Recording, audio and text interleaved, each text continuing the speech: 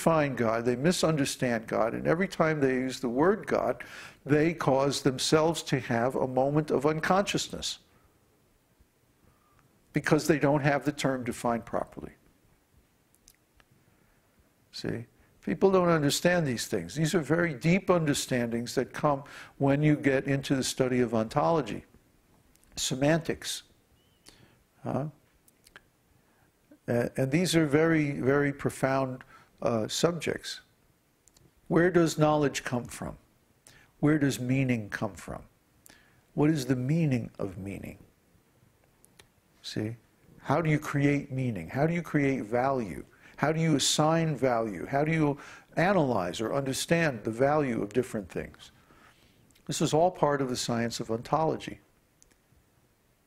See? And for ontology to be useful, it has to be based on reality. It can't be based on simply our own limited intelligence or ideas.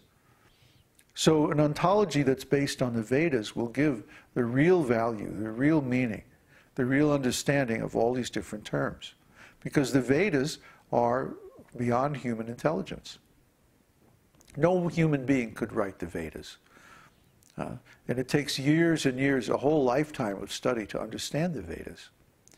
So how is it possible that any human being could write them? It takes years and years to even read them. So how is a person going to write them? There's another question?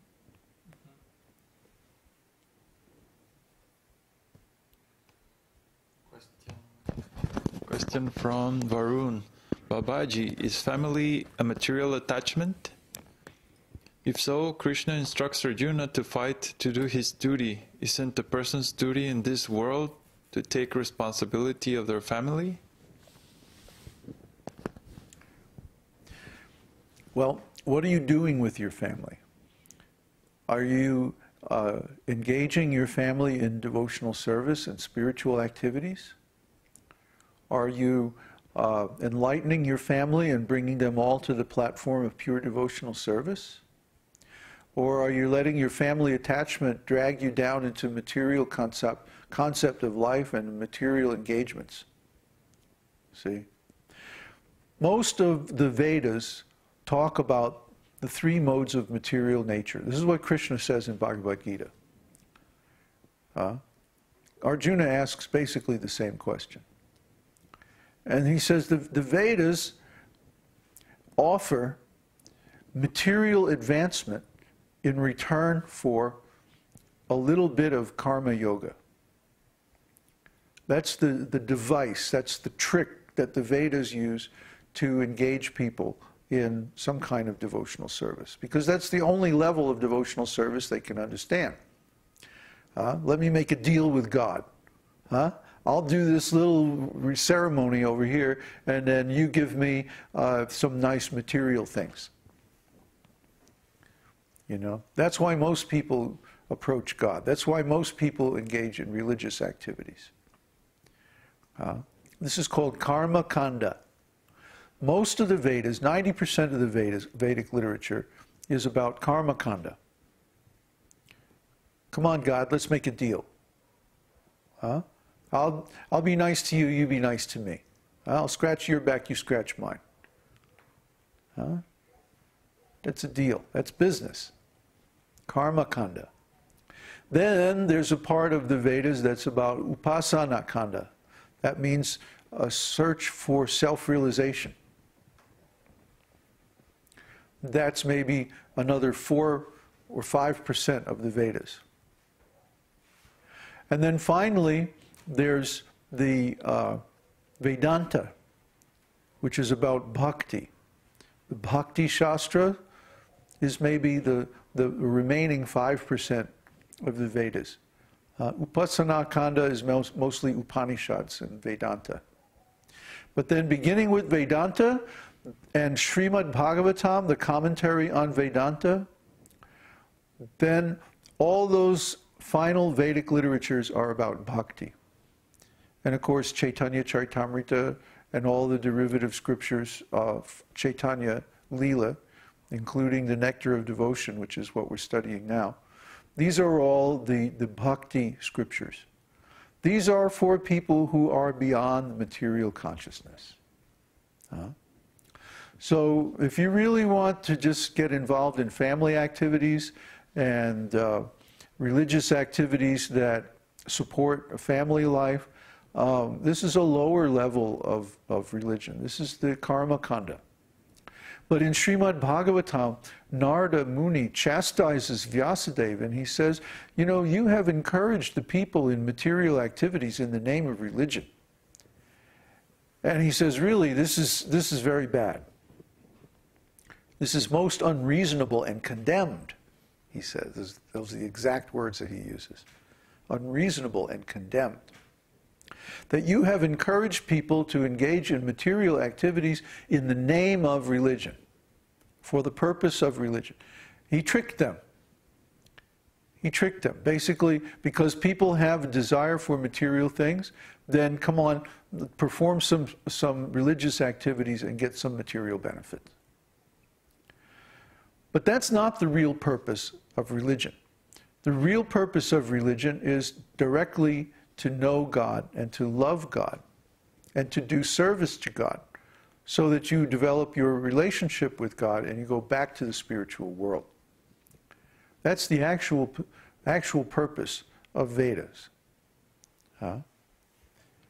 Why would Krishna or Narayana go to so much trouble to speak the Vedas if the only aim of the Vedas was to make us materially wealthy or materially enjoy or go to the heavenly planets or get mystic powers or some other material aim?